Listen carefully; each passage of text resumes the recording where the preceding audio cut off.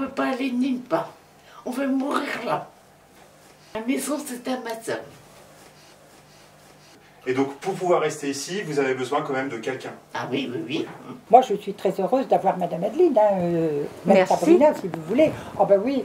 D'ailleurs, ma fille ou mes enfants, petits-enfants, quand elle me téléphone, est-ce que Tata Sabrina, c'est ma Sabrina. Le métier d'aide à domicile, c'est vraiment un métier où il faut être en capacité, je dirais, d'aimer les gens, d'aimer le contact humain. Il faut être disponible.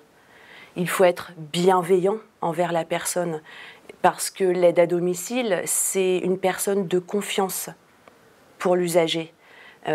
Beaucoup de personnes sont seules ou avec de la famille éloignée et leur seul point de repère, la seule personne qui est présente, c'est l'aide à domicile. Donc il y a vraiment un lien fort qui se crée chez beaucoup de personnes.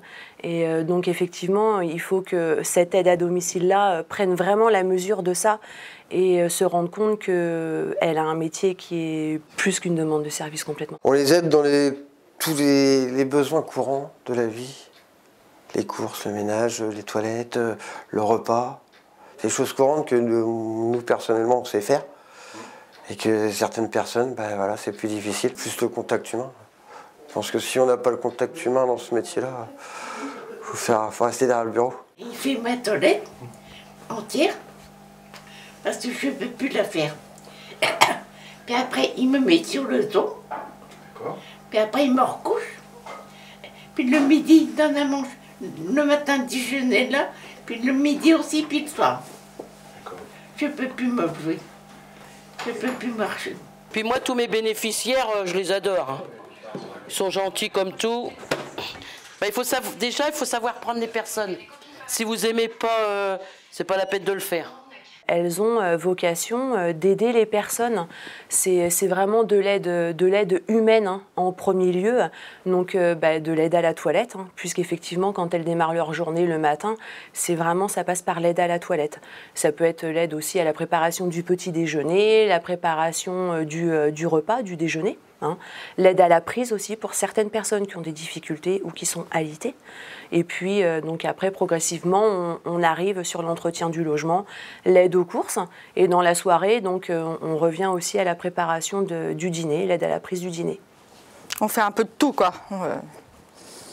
Mais chez cette personne-là, Madame Wasselin, elle décide elle-même mes interventions.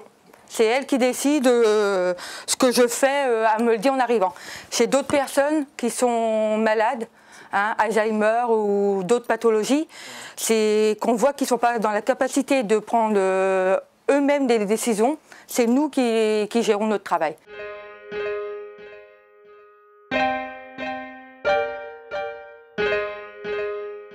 C'est quelque chose sur lequel je mets un point d'honneur.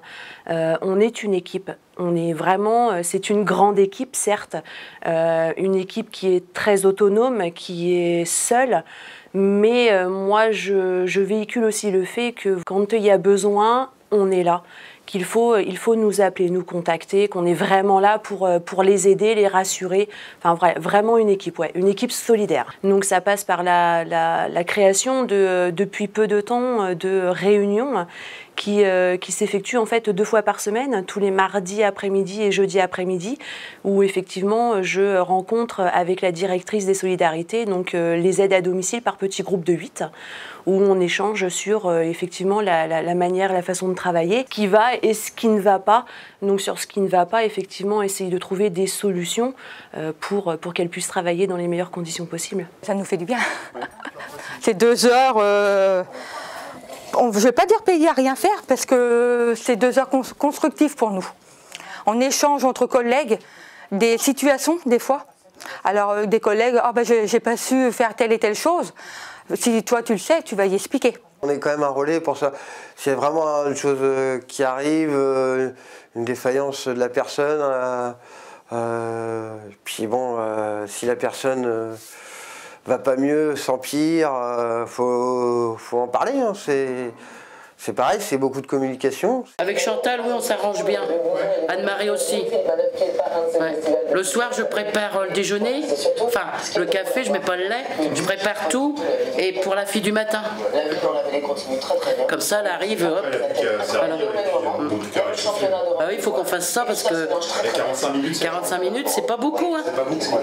On n'est plus dans l'époque où les aides à domicile, c'était des employés de maison bis. Hein. On doit vraiment faire en sorte qu'elles se professionnalisent. Hein, c'est pour ça qu'elles ont des formations et surtout qu'elles soient reconnues pour ce qu'elles font parce que c'est un métier où on est très isolé. C'est pour ça qu'aussi on maintient les coordonnatrices, on maintient le service de proximité. Elles ont des permanences aussi en ville, hein, à l'espace des solidarités. On leur a ouvert un espace dédié de façon à ce qu'on puisse aller les voir. Je pense que c'est important qu'elles soient reconnues pour leur travail parce que c'est un travail qui est difficile.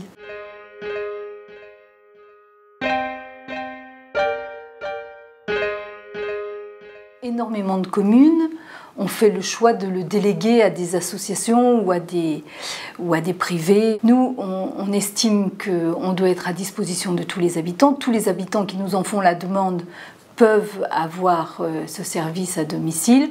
On essaie de maintenir des tarifs raisonnables. Hein. On fait une petite augmentation tous les ans pour être en adéquation avec les tarifs du département et pouvoir se faire rembourser les prestations pour certaines personnes. Mais pour nous, ça demeure vraiment indispensable pour que tout le monde puisse en bénéficier. Après, on sait bien ce que sont les boîtes privées, elles font des choix. Hein. On voit ça dans la santé, on voit ça dans les cliniques, on voit ça... Et nous, on ne veut pas de ça, on veut vraiment avoir des services à disposition de tous les habitants de la ville, quels qu'ils soient. Et je pense que vraiment on remplit ce rôle-là et que c'est très important. Et nous, ça nous permet en effet de connaître les personnes aux quatre coins de la ville et de faire les relais si une personne n'est pas bien ou de pouvoir...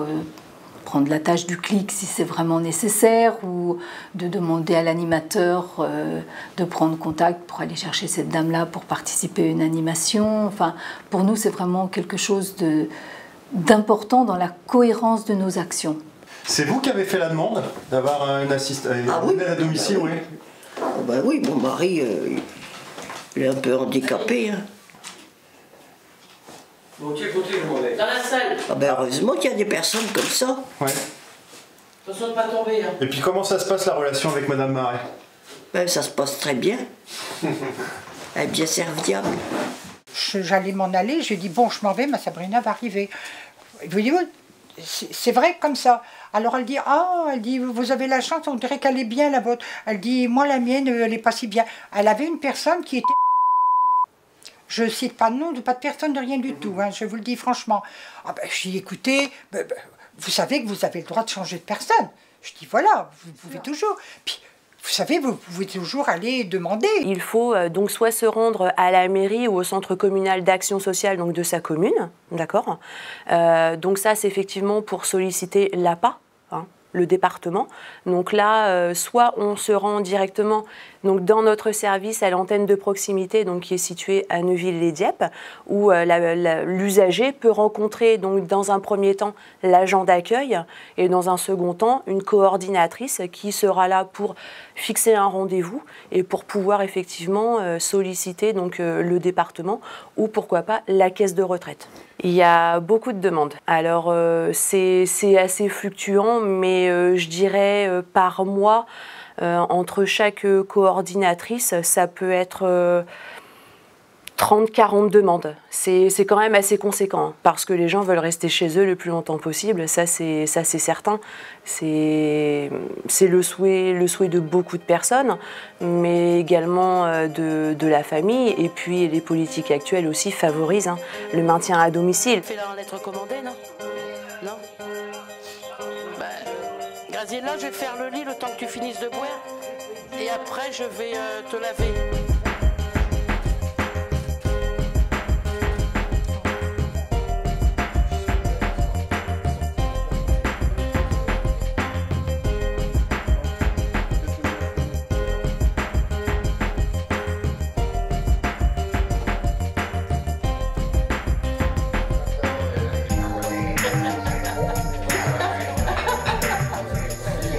Attends, regarde.